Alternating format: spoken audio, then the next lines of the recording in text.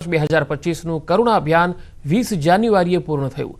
પક્ષીઓને બચાવવા માટે અભિયાન વેગવાન બન્યું છે। અભિયાન અંતર્ગત ઘાયલ પક્ષીઓનો આબાદ બચાવ કરવામાં આવ્યો છે। ત્યારે અમદાવાદ શહેરમાં કબૂતર અને સમડીનો દોરીથી ઘાયલ થવાનો રેશિયો વધારે છે। ગ્રામ્ય વિસ્તારમાં અન્ય ઘણા પક્ષીઓ ઘાયલ થાય છે। કરુણા અભિયાન 2014થી ઉત્તરાયણ પહેલા શરૂ થાય છે અને 10 દિવસ બાદ પૂરું થાય છે। 11 થી 20 જાન્યુઆરી સુધી રાજ્યભરમાં કરુણા અભિયાન યોજાયું હતું। કરુણા અભિયાનથી પક્ષીઓના મૃત્યુનો રેશિયો 70% જેટલો ઘટ્યો છે। આ વર્ષે કરુણા અભિયાનમાં 70 જેટલી સ્વૈચ્છિક સંસ્થાઓ પણ જોડાઈ।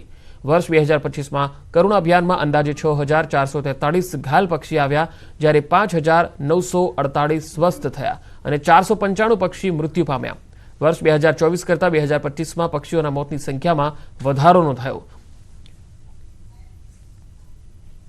સરકાર દર વર્ષે ઉત્તરાયણ પર્વ પહેલા કરુણા અભિયાન જે છે તે આયોજિત કરતું હોય છે અને આ અભિયાન જે છે તે 10 દિવસ સુધી યોજાતું હોય છે। મહત્વનું એ છે કે આ વર્ષે 2025નું કરુણા અભિયાન જે છે તેની શરૂઆત 11 જાન્યુઆરીથી થઈ હતી અને આજે આ કરુણા અભિયાનનો અંતિમ દિવસ છે। અંતિમ દિવસને લઈને અનેક પક્ષીઓ જે છે તે આવનારા દિવસોની અંદર રિલીઝ જે છે તે થવાના છે। મહત્વનું એ છે કે 6000થી પણ વધારે પક્ષીઓ આ વર્ષે ઘાયલ થયા હતા અને તમામને સારવાર કરવામાં આવી છે અને તેમાંથી તમામ પક્ષીઓ અત્યારે હાલ તમે સ્વસ્થ થયેલા જોવા મળી રહ્યા છે।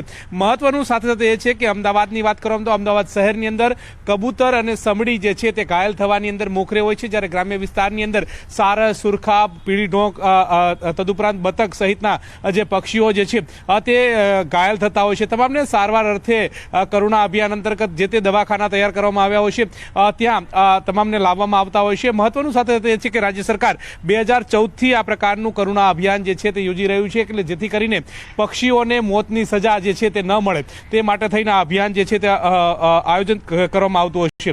આ વર્ષની વાત કરવામાં આવે તો આ વર્ષે 2000 જેટલી સ્વૈચ્છિક સંસ્થાઓ થકી લોકો જે છે તે આ 2000 લોકો જે છે તે આમાં જોડાયા હતા અને મહત્વનું સાથે તે છે કે 70 જેટલી સ્વૈચ્છિક સંસ્થાઓનો પણ ફાળો જે છે તે અભિયાન અંતર્ગત રહ્યો હતો। 2014થી આ પ્રકારનું અભિયાન રાજ્ય સરકાર યોજે છે અને અહીંયા મુખ્ય ઉદ્દેશ્ય એ છે કે લોકો પતંગ ઉડાડતા હોય છે, તેમની મજા માણતા હોય છે, પરંતુ ક્યાંક કોકની મજા જે છે તે પક્ષીઓની સજા ના બને તે માટે થઈને આ અભિયાન આયોજિત કરવામાં આવ્યું છે અને અત્યાર સુધીમાં આ જે અભિયાન થકી 70% જેટલો રેશિયો જે છે તે સામે આવ્યો છે, એટલે કે 70% જેટલી રાહત જે છે તે પક્ષીઓને આ અભિયાન થકી મળતી હોય છે।